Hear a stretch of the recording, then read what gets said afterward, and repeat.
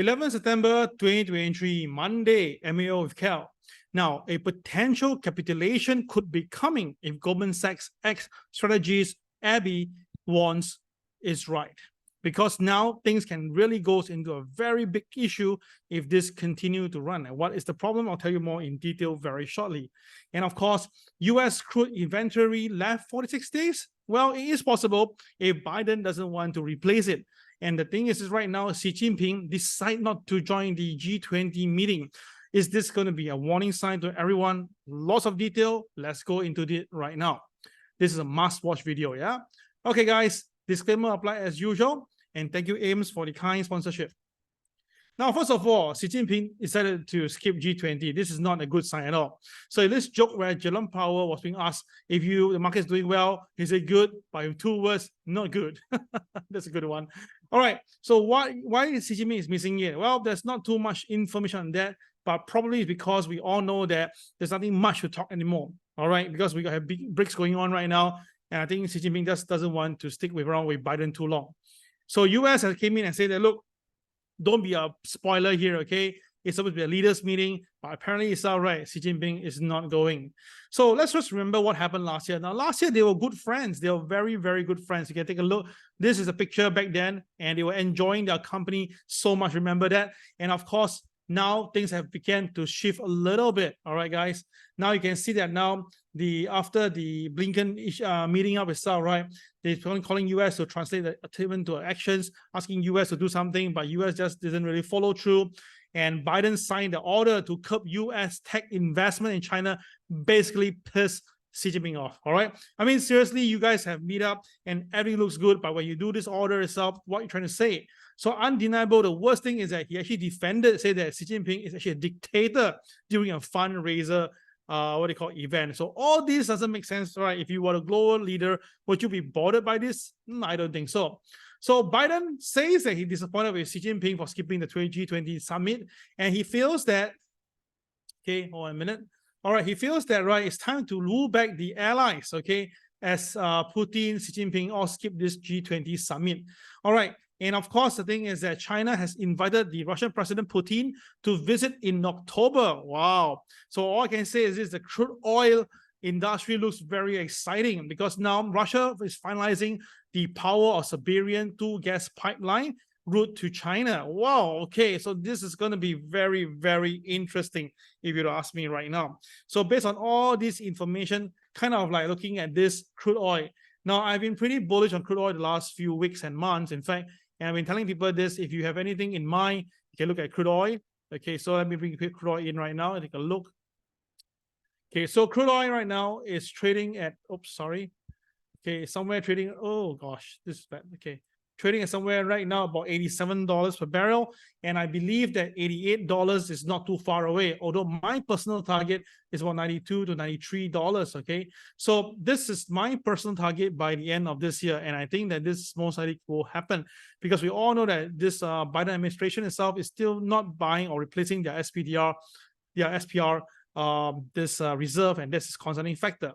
So you look at it right now, the US crude oil days of supply, including the SPR, which is Strategic Petroleum Reserve, is left about 46 days. This is not a good sign.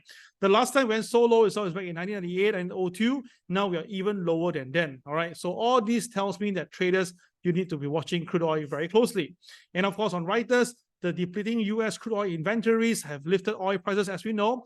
And the thing is, this gas price in certain part of the state itself is predicting big spike coming in the next few days. And of course, experts are estimating the gas prices to go and rise across the Oklahoma, Homa. All right, sorry about that.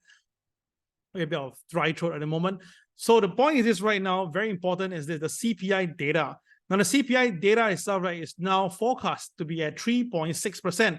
Now, do note, the previous number was at 3.2, and they look at 3.6. And of course, if you get coming at 3.7, 3.8, this will definitely rock the market. And don't forget itself, guys, crude oil price is now the highest price since the last 3 months. So if you ask me itself, there's a very high chance the CPI data will be 3.6 and higher. And one thing on Thursday, we have the initial jobless claim, and the numbers seem to be picking up. And again, this is not a good sign. And our PPI is also expected to pick it up. So the thing is, right now we are 10 days away from the FOMC meeting, and very clear itself, everyone is expecting Jerome Powell and friends not to hike rate, which I really believe that Jerome Powell will hike rate in my personal capacity. So if Jerome Powell really do that, that will stun the market, okay? That will really stun the market. And we're like on the 22nd to 23rd of this month itself, not too far away. So wait a minute, guys. I thought Goldman Sachs itself was saying that the probability of a US recession next year has fallen to 20%. Now, one thing you must understand, fallen to 20% doesn't mean it doesn't happen, all right? It's just that from a higher percentage now, slightly lower to this level right now. So this is what Goldman Sachs says. And the reason is because they gave is that now the inflation is coming in, inflation is coming down, and things are going good, all is well. And he believed that Jerome Powell and friends will be cutting rate very, very soon. So all this information came from Goldman Sachs recently. But the interesting thing is this, recently now Goldman Sachs has a lot of problems themselves. Their CEO, David Solomon, is under attack for his leadership style. And the thing is this, people are actually to ask a lot of questions on this earnings, in fact. And in fact, it's all right. They are looking to do job call for the bankers who are deemed to be underperformers. So all this actually tells you that the economy is not doing well. If they're doing well, then why they're doing this? And of course, on the other note itself, right, they actually says that the US crude oil will hit 107 due to Saudi Arabia and Russia, this supply cut. So this is actually pretty clear that will cross recession, right? If you ask me this question. And the thing is their former strategist, all right, Cobby came in and says that there's a chance of recession. So what is this going on? So the one that have left say there will be, the one that's in the job right now say very low chance. This is where it gets very, very interesting. So for us traders itself, we need to watch this very closely, yeah? All right, so why do I bring this right now? Now, this is the S&P bullish percentage index, all right? Now, one thing to note is, right, this is what happened back in last year when during the March period this year, sorry, my bad. This year, March, where it was pumped up, you can see it's quite kind of identical. And then after that, there was a sell-off, a capitulation. We realized that it was because the banks got in trouble, and then SVB got in trouble, Signature Bank got in trouble, and that's where the thing just basically collapsed. So the reason is why it seems to have a similar, what they call permutation here itself. It seems that very similar. So we will watch this very closely because, well, it is possible because September is known to be a very volatile month, and we have to be very careful. So Abby Joseph Cohen, right? I remember this lady. She was one of the spot-on strategies back then, and she was pretty accurate. After that itself, the next period, she got inaccurate, and of course, after that, they let her go. So I realized that it's always a pattern, right? Just like what happened to this Mike Wilson, Michael Hanna. They were so accurate one year itself. The next year itself, things has go all the way wrong, right? So the thing is this, for her itself, right? She's saying that well, I don't think recession is now the most likely scenario, but the probability of a recession has risen quite a fair bit, all right? So this is her talking about that itself. And of course, I actually support this reason now. I got many reasons to support this, but one good reason is that right now, the US Treasury yield bonds yields going to go up, right? And I believe that we're going to see 4.5%, in my opinion. We'll see 4.5% this year. And of course, if that happens itself, right, this will definitely rock. Because why? We can see that the money market now has saw the fourth straight week of inflows, okay, to a record of 5.53 trillion US dollar. Now that means that a lot of money is entering to the money market because they're paying a 5% return. Now that is better than putting in the stock market. And you can see right now the decoupling between the money market funds inflow and the bank deposit continue. And this is getting wider and wider. So which means that a lot of funds are getting out from the banks and are going into it right now in the money market. And this is continuing, all right, so if we look at it. So the usage of the Federal Emergency Bank Build-Out Facility has rose by $1.2 billion to a new record of $107 billion. So why? Because people needs money. People are borrowing money, and the banks, the Federal Reserve, is keep on lending. So all these tells me that, right, we are actually near a potential, yeah, not a must be, but a potential capitulation. It's just that I need something to spark it off, and then things will just go mad, right? So if you look at it right now, the US equity market continue to diverge significantly from the bank reserve. Now you look at it, since 2021, this reserve balance and the market capitalization itself, they go in tandem, right? But since June this year, ever since the March saga, you can see right now, oh my goodness, the stock market is well above the bank reserve. And this is not a good sign, because by right itself, right, this number, the equity market, should come back down. And if they do that itself, oh my goodness, this is going to be really bad. So that's why everybody is just asking the same question. Would this ever harm? Well, you look at it right now, the NASDAQ is holding on very firmly at the very important moving average, MA30, and at this very strong resistance and support level. So traders are watching this. But important point is this is a September overall statistics is 1973. Now I want to take a look at itself. Now September 9 to 19, which is this week, there's a very interesting what they call repeated pattern. Now when they are actually positive, right, can be positive for many time over right, over the years. But of course, when you get it in a negative, it does go down, right? So for 2020, 2021, 2022, the last 3 years, it's been down an average of 2 to 4%. So the thing is this right now, this week, based on the number, it is very possible to see a down week. But based on what we're seeing right now, the US futures trading higher, so question mark is here. But again, this is very possible. And if you realize after negative, then you turn positive again. So this one, 9 to 19 September, is a very important week for traders to watch out. All right. Now, one thing is that the VIX traders apparently bet heavily. Apparently now someone is betting that something unimaginable will be happening. Someone is betting that the VIX will go past 150. Now, seriously, for 150, you need to have a crash, okay? Really black swan crash. So the thing is, I don't think this will happen. Probably it's just a fat finger, or probably someone going to go to news. I don't think so. This will go to that. But of course, if someone is putting this out of direction itself, traders, you just have to watch out a bit closer, yeah? Anything is all possible in the financial market, because now the VIX, right, based on the 1 month, you can see since 2009 until now, we are at the 7 percentile level. And this is not a good sign at all. When the market is trading at this type of level, traders are advised to go slow, because at any time the market may spike.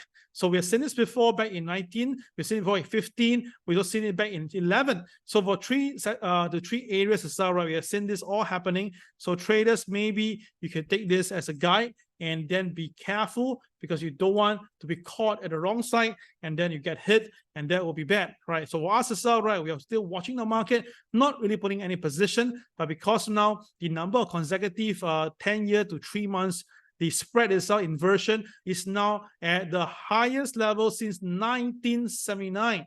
All right, so which means that, right, from 1979 onwards, right, this is the second highest, and this can go even higher if, let's say, the CPI data really goes up.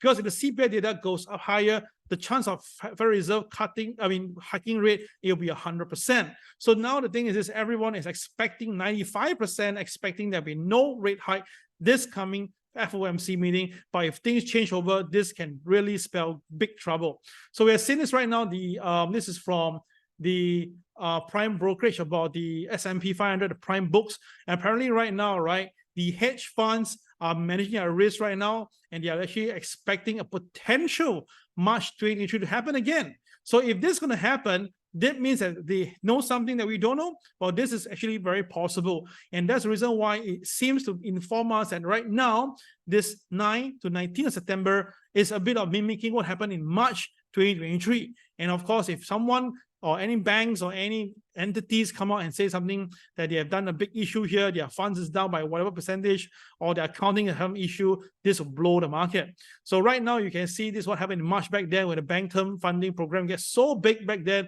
because the Federal Reserve came to save the day. But now the Federal Reserve have already retracted their funds away. So the question is this: who will be there again to save this if there's something really happen? And of course, oops, there's something that I missed out. Give me a minute on this.